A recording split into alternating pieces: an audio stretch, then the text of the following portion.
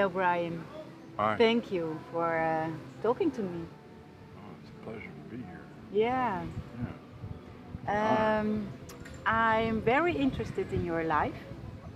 I read a lot about you. So, could you tell me a little bit, in a nutshell, how did you ended up in Amsterdam? The best way I can explain it is I was post-traumatically stressed from my mother's death in 2000. And after the service, I was on my way back to Asia to teach English again. How old were you then? That would have been 45-ish. Yeah. And I thought I'd spend some time in Europe before I went back to Asia, because in Asia I get a lot of attention and I just kind of wanted to blend, for a while. And that's when, I was traveling around Europe a little bit because I've never seen much of Europe. I've spent more time in Asia than Europe, and that seemed kind of strange. And I love history, so I was in Italy at the time, in the north of Florence, Firenze, when 9/11 happened. And I remember thinking at the time, the United States is gonna need revenge for this, and Afghanistan wasn't gonna be enough. I figured it was gonna be Iraq, and sure enough, it was. And I just felt like the reason why my country does such bad things sometimes is 'cause people like me, we don't, we like our nice little lives and we just want to keep them going. So I felt like I needed to make a change. And I felt like if I don't put myself in a position that I can't get out of, if I don't burn my bridges, I'm going to go back to the way I was, I'm not a bad person, but people like me are the reason why half of the USA decided it was okay to invade Iraq. And after getting angry with George for a while, I got tired of being victimized by a man like that. I learned later he's not the man. He's competent, actually. But I decided that the only way I could avoid feeling victimized was to take responsibility. Yeah. So I wasn't really sure what to do.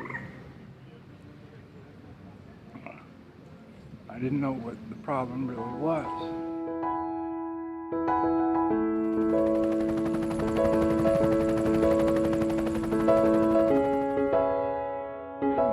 Are you still angry about America, about the US?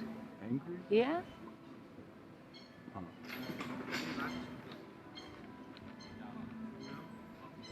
I guess, to be truthful, I've got mixed emotions. But anger is a trap. Outrage is what got Donald Trump elected. Outrage makes us vulnerable. And why don't you go? Pretty happy here. Oh yeah? Yeah. Yeah? Yeah. Why?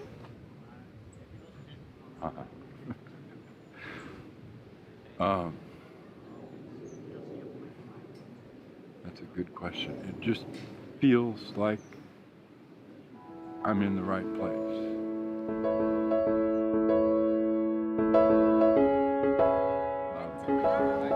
How do you feel about being homeless?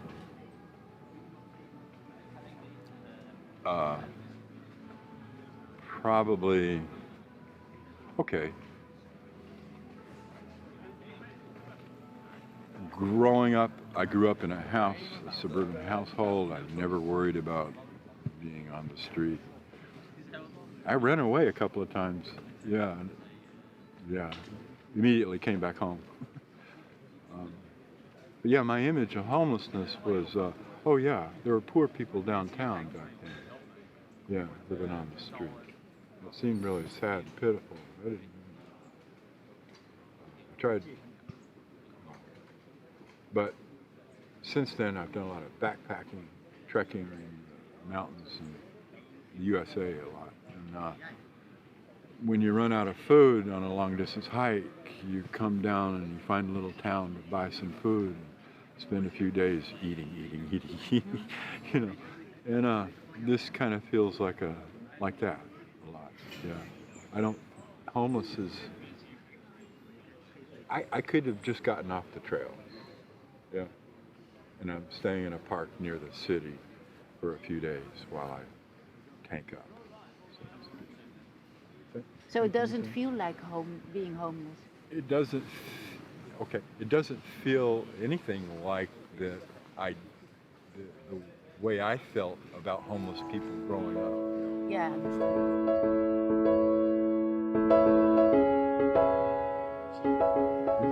This moment is priceless.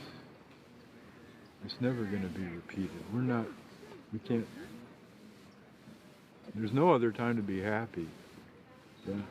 And if I'm conditioning my present happiness on some agenda that I've got planned all the time, then I'm never just here being happy. And that, I think, is kind of what drives us crazy. Yeah, I agree. Is all the constant problem solving that we're doing in order to be happy takes over, and we forget about sometimes too much. I have friends who live in houses. They work, they have children, grown children. Oh, they have so much going on. I know you. Yeah. I have the same. Yeah. So. Yes, there's always something going on. And how do we take a break from that? Yeah. You know? Never. There's never enough of you to go around. There's always more that you can do. You know. Is every day different? No, often very similar, actually.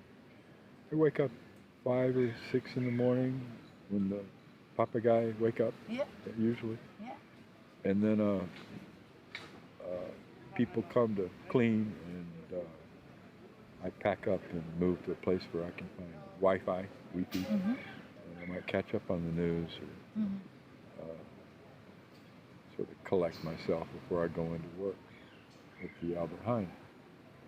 And then in the afternoon, I go to Makom Day Center, drop-in center for homeless people. And I need to charge up my battery, charge my phone, eat, dry out my sleeping bag. And then in the evening, I usually go back to the spot where I've got the Wi-Fi. What are you doing in about 10 years? Where are you? Boy, I haven't thought that far ahead.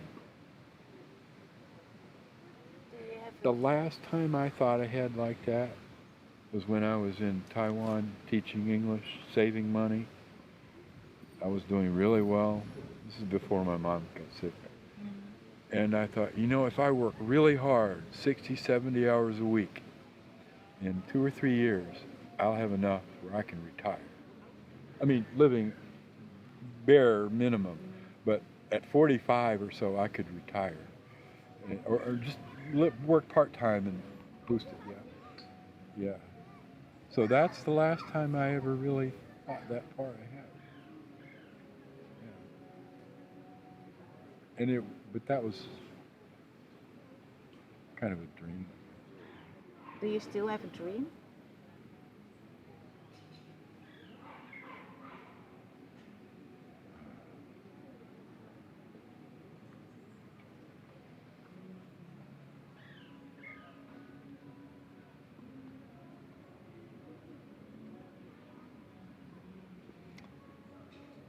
Small children come and play in the playground in the morning. Yeah. My dream would be for them to stay that way.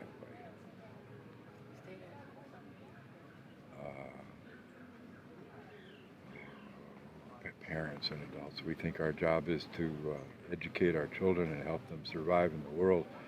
But I just realized recently, no. We need the children for us to survive. They humanize us.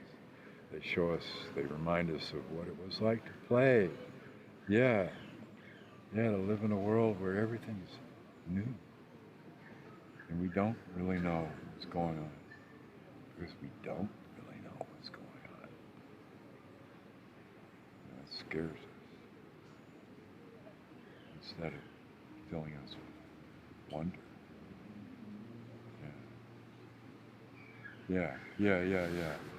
For people to approach the unknown with wonder instead of fear. It's beautiful, Anne. Yeah. It's beautiful.